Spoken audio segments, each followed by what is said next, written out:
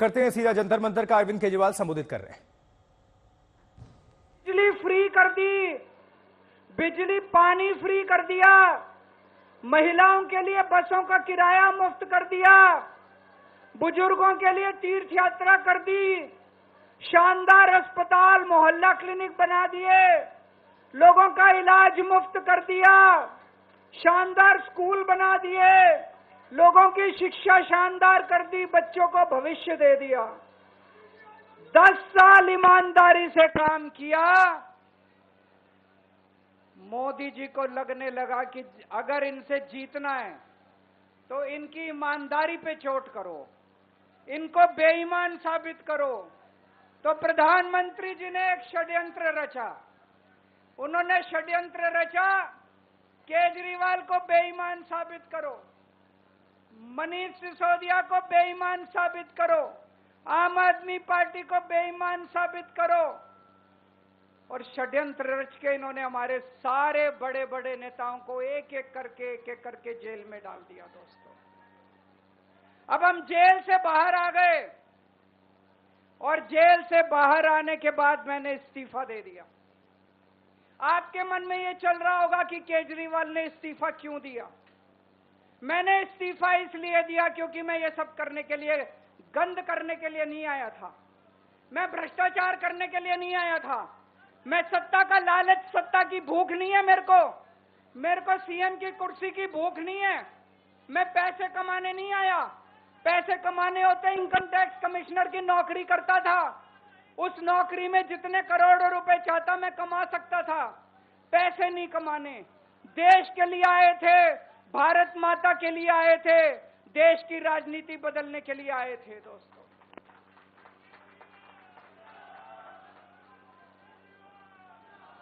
इन नेताओं को फर्क नहीं पड़ता। इन नेताओं की मोटी चमड़ी है। इनके ऊपर जितने मर्जी आरोप लग जाएं, इन नेताओं को फर्क नहीं पड़ता। दोस्तों, मैं नेता नहीं हूं, मेरी मोटी चमड़ी नहीं है, मेरे को फर्क पड़ता है। मेरे पे जब ये कीचड़ फेंकते हैं बीजेपी वाले, मेरे को जब ये चोर कहते हैं, मेरे को जब ये भ्रष्टाचारी कहते हैं, मेरे को जब ये गाली देते हैं, मेरे को फर्क पड़ता है। आज मैं बहुत दुखी हूं। आज मेरी आत्मा पीड़ित है। मैं अंदर से बहुत दुखी हूं और इसीलिए मैंने इस्तीफा दिया। मैंने अपनी जिंदगी में केवल इज्जत कमाई है, मैंने अपनी जिंदगी में केवल ईमानदारी कमाई है। मेरे बैंक में कोई पैसा नहीं है, मेरी पार्टी के बैंक में कोई पैसा नहीं है। मैंने केवल इज्जत कमाई है। आज 10 साल के बाद जब मैंने इस्तीफा दिया है, थोड़े दिन में मैं सीएम का बंगला छोड़ दूंगा। आज दिल्ली के अंदर मेरे पास घर भी नहीं है रहने के लिए। मेरे को कई लोग कहते हैं, कैसा आदमी है यार तू, 10 साल राजनीति करी, 10 साल सीएम रह गया, 10 साल में तो 10 कोठियां बन जाती, 10 घर बन जाते, 10 प्लॉट बन जाते। मैंने कुछ नहीं कमाया 10 साल के अंदर, केवल आपका आशीर्वाद कमाया, आपका प्यार कमाया है 10 साल के अंदर। और उसी प्यार का नतीजा है, आज जब मैं घर छोड़ूंगा, मेरे पास इतने लोगों के फोन आ रहे हैं, इतने लोगों के मैसेज आ रहे हैं, जी मेरा घर ले लो, मेरा घर ले लो, मैं किराया नहीं लूंगा, मेरा घर ले लो। मैं आप सब लोगों का शुक्रिया अदा करता हूं। अभी श्राद्ध चल रहे हैं, श्राद्ध खत्म होने के बाद जैसे ही नवरात्रे शुरू होंगे, मैं सीएम आवास छोड़ दूंगा और आप में से ही किसी के घर आके मैं आपके साथ रहना चालू कर दूंगा।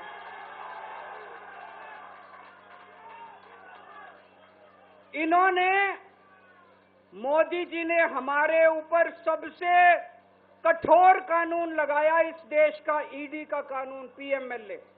उसमें बेल भी नहीं मिलती, उसमें बेल भी नहीं मिलती, लेकिन केस फर्जी था। मैं शुक्रिया अदा करता हूं सुप्रीम कोर्ट का, उन्होंने हम सबको बेल दे दी, क्योंकि उनको भी पता था कि केस खत्म है, केस बेकार है। उन्होंने हम सबको बेल दे दी। लेकिन जैसे मैंने कहा, मैंने केवल ईमान, जब मैं जेल से आया, मैंने मन में सोचा था, जब तक कोर्ट मेरे को बाइज्जत बरी नहीं कर देता, मैं दोबारा कुर्सी पे नहीं बैठूंगा।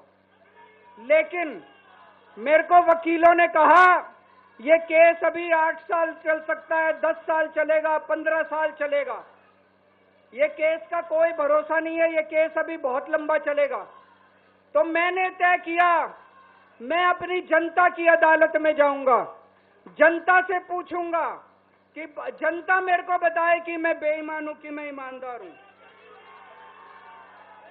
मैं दाग के साथ नहीं जी सकता, दाग के साथ काम करना तो दूर की बात है, मैं इस दाग के साथ में जी भी नहीं सकता, मैं जिंदा भी नहीं रह सकता। मैं आपसे पूछना चाहता हूं, अगर मैं बेईमान होता क्या मैं दिल्ली में बिजली फ्री कर सकता था? दिल्ली में बिजली फ्री करने के 3000 करोड़ रुपए लगते हैं। अगर मैं बेईमान होता ये 3000 करोड़ रुपए खा जाता, बिजली फ्री करने की क्या जरूरत थी? अगर मैं बेईमान होता क्या मैं महिलाओं का किराया फ्री करता? क्या जरूरत थी फ्री करने की? पैसे खा जाता सारे। अगर मैं बेईमान होता क्या आपके बच्चों के लिए स्कूल बनवाता? सारे पैसे खा जाता। अगर मैं बेईमान होता आपका इलाज मुफ्त करता? पैसे खा जाता सारे। इन लोगों की 22 राज्यों में सरकार है, 22 राज्यों में कहीं बिजली फ्री नहीं है। तो चोर कौन है?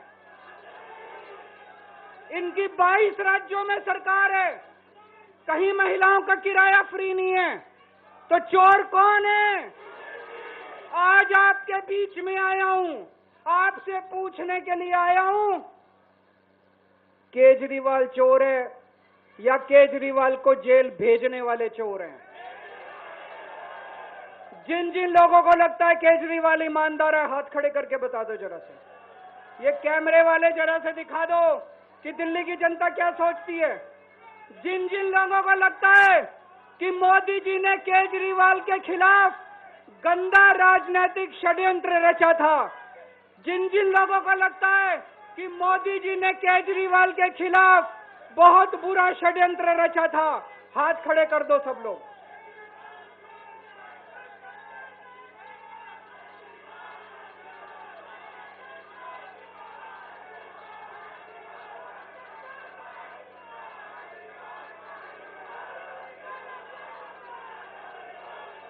एक बात और करना चाहता हूं आज आपसे। एक बात और करना चाहता हूं, बड़े ध्यान से सुनना। एक बात और बहुत जरूरी बात है, सारे जने बड़े ध्यान से सुनना। ये आरएसएस वाले कहते हैं हम राष्ट्रवादी हैं, आरएसएस वाले कहते हैं हम देशभक्त हैं। आज मैं पूरे सम्मान के साथ, आरएसएस के प्रमुख हैं श्री मोहन भागवत जी, मैं पूरे सम्मान के साथ मोहन भागवत जी से 5 प्रश्न पूछना चाहता हूं और आपका समर्थन चाहता हूं। अगर मैं कोई गलत प्रश्न पूछूं तो बता देना, और सही प्रश्न पूछूं तो मैं आपसे हाथ खड़ा करवा के पूछूंगा।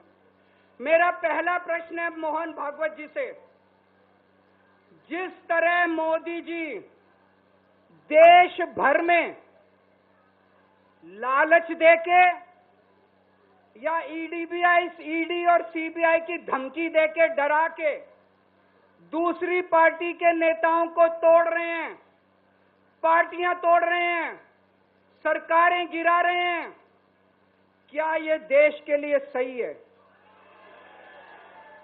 मैं मोहन भागवत जी से पूछना चाहता हूं, क्या आप नहीं मानते कि ये भारतीय जनतंत्र के लिए हानिकारक है? पूछना चाहिए कि नहीं पूछना चाहिए मोहन भागवत जी? मेरा दूसरा प्रश्न है उनसे, देश भर में सबसे भ्रष्टाचारी नेताओं को मोदी जी ने अपनी पार्टी में शामिल करवा लिया। जिन नेताओं को कुछ दिन पहले मोदी जी ने खुद सबसे भ्रष्टाचारी बोला, जिन नेताओं को अमित शाह जी ने खुद भ्रष्टाचारी बोला, कुछ दिन के बाद उनको बीजेपी में शामिल करा लिया। मैं मोहन भागवत जी से पूछना चाहता हूं, क्या इस प्रकार की राजनीति से आप सहमत हो? क्या आपने कभी ऐसी बीजेपी की कल्पना की थी? पूछना चाहिए कि नहीं पूछना चाहिए मोहन भागवत जी से? मेरा तीसरा प्रश्न है मोहन भागवत जी से। बीजेपी आरएसएस की कोख से पैदा हुई है कि नहीं है? कहा जाता है ये देखना आरएसएस की जिम्मेदारी है कि बीजेपी पथभ्रष्ट ना हो। मैं मोहन भागवत जी से पूछना चाहता हूं, क्या आप आज की बीजेपी के इन कदमों से सहमत हैं? क्या आपने कभी मोदी जी से ये सब ना करने के लिए बोला? मोहन भागवत जी बताएं कि क्या आपने मोदी जी को ये सब गलत हरकतें करने से रोका कभी? पूछना चाहिए नहीं पूछना चाहिए? मेरा चौथा प्रश्न है मोहन भागवत जी से। जेपी नड्डा जी ने लोकसभा चुनाव के दौरान उन्होंने कहा कि बीजेपी को अब आरएसएस की जरूरत नहीं है। आरएसएस बीजेपी की मां समान है कि नहीं है? क्या बेटा इतना बड़ा हो गया कि मां को आंखें दिखाने लग गया? क्या बेटा इतना बड़ा हो गया कि आज मां को आंखें दिखाने लग गया? जिस बेटे को पाल पोस के बड़ा किया, जिस बेटे को प्रधानमंत्री बनाया, आज वो बेटा पलट के मां को अपनी आंखें दिखा रहा है। मातृतुल्य संस्था आरएसएस, आज वो बेटा अपनी मातृतुल्य संस्था को आंखें दिखा रहा है। मैं मोहन भागवत जी से पूछना चाहता हूं, जब नड्डा जी ने ये कहा तो आपके दिल पे क्या गुजरी, आप जरा बताइए इस देश को। क्या आपको दुख नहीं हुआ? मैं आरएसएस के हर कार्यकर्ता से पूछना चाहता हूं, जब नड्डा जी ने कहा कि हमें आरएसएस की जरूरत नहीं है, क्या आरएसएस के हर कार्यकर्ता को दुख नहीं हुआ? मेरा पांचवा प्रश्न मोहन भागवत जी से मैं कहना चाहता हूं, आप ही लोगों ने मिलकर कानून बनाया था कि 75 साल के होने पे कोई भी व्यक्ति रिटायर होगा। इस कानून के तहत आडवाणी जी को रिटायर कर दिया, मुरली मनोहर जी जैसे बड़े बड़े नेताओं को रिटायर कर दिया, बीसी खंडूरी जी को रिटायर कर दिया, कलराज मिश्र को रिटायर कर दिया, शांता कुमार को और पता नहीं कितने लोगों को रिटायर कर दिया। अब अमित शाह जी कह रहे हैं कि ये नियम मोदी जी पे लागू नहीं होगा। तो मैं मोहन भागवत जी से पूछना चाहता हूं, क्या आप इससे सहमत हो कि जो नियम आडवाणी जी पे लागू हुआ वो मोदी जी पे लागू नहीं होना चाहिए? आप ये पूछना चाहते हैं कि नहीं पूछना चाहते? पूरा देश आज मोहन भागवत जी से ये प्रश्न पूछना चाहता है। एक और बात रखना चाहता हूं मैं, प्रश्न के रूप में नहीं है। आज हमारे देश के अंदर शिक्षा व्यवस्था का बहुत बुरा हाल है। जिनके पास पैसा है वो अपने बच्चों को प्राइवेट स्कूलों में भेज देते हैं, जिनके पास पैसा नहीं है वो मजबूरी में सरकारी स्कूलों में भेजते हैं। 75 साल के अंदर सरकारी स्कूलों का बेड़ा गर्क कर दिया हर सरकार ने इस देश के अंदर। लेकिन ऊपर वाले की कृपा है कि ऊपर वाले ने इस देश को एक मनीष सिसोदिया दे दिया। 75 साल के बाद इस देश में एक ऐसा शख्स आया जिसने गरीबों के बच्चों को भविष्य की एक उम्मीद दी। एक रिक्शे वाले का बेटा, मजदूर का बेटा, किसान का बेटा, जिसे कोई उम्मीद ही नहीं बची थी कि मेरे बच्चे बड़े होकर कुछ बन सकते हैं, आज उनके बच्चों को अच्छी शिक्षा देकर मनीष सिसोदिया ने उनको उम्मीद दी है। ऐसे मनीष सिसोदिया को प्रधानमंत्री मोदी जी ने 2 साल जेल में रखा। मनीष सिसोदिया की जिंदगी उसकी अपनी जिंदगी नहीं है। मनीष सिसोदिया की जिंदगी देश की जिंदगी है। मनीष सिसोदिया का एक एक जिंदगी का पल इस देश का पल है। ये 2 साल मनीष सिसोदिया के खराब नहीं हुए, ये 2 साल इस देश के खराब हुए हैं। अगर आज मनीष सिसोदिया जेल के बाहर होता, न जाने कितने और नए स्कूल बनते, न जाने कितने बच्चों को शिक्षा मिलती। तो मैं मोहन भागवत जी से भी पूछना चाहता हूं कि क्या आरएसएस इस किस्म की हरकतों से सहमत है। ये सारे प्रश्न आज मैंने मोहन भागवत जी के सामने रखे हैं। मैं उम्मीद करता हूं कि वो इन प्रश्नों के जवाब देंगे। और ये प्रश्न केवल मोहन भागवत जी के लिए नहीं है। इस देश से प्यार करने वाले हर शख्स, इस देश के हर देशभक्त को, भारत माता की पूजा करने वाले भारत माता के हर सपूत को मैं ये प्रश्न पूछना चाहता हूं। इस पे चिंतन जरूर करना। आरएसएस के हर व्यक्ति से मैं कहना चाहता हूं, आपको हो सकता है केजरीवाल पसंद ना हो, आपको हो सकता है आम आदमी पार्टी पसंद ना हो, लेकिन देश की खातिर इन मेरे उठाए गए मुद्दों पे चिंतन जरूर करना दोस्तों। ये आने वाला चुनाव मामूली चुनाव नहीं है। ये दिल्ली का आने वाला चुनाव केजरीवाल की अग्नि परीक्षा है। अगर आपको लगता है केजरीवाल ईमानदार है तो केजरीवाल को वोट देना। अगर आपको लगता है केजरीवाल बेईमान है, मुझे कतई वोट मत देना। ये जो झाड़ू है ना, ये जो झाड़ू है, ये झाड़ू अब चुनाव चिन्ह नहीं है। ये झाड़ू चुनाव चिन्ह नहीं है आम आदमी पार्टी का। ये झाड़ू आस्था का प्रतीक है। जब एक आदमी वोट डालने जाता है और झाड़ू का बटन दबाता है तो अपनी आंख बंद करके पहले भगवान का नाम लेता है। झाड़ू का बटन दबाता है तो वो मन में सोचता है कि मैं ईमानदारी का बटन दबा रहा हूं। झाड़ू का बटन दबाता है तो वो ये सोचता है कि मैं एक ईमानदार सरकार बनाने का बटन दबा रहा हूं। इस झाड़ू का बटन तभी दबाना अगर आपको लगे केजरीवाल ईमानदार है, नहीं तो इस झाड़ू का बटन मत दबाना दोस्तों।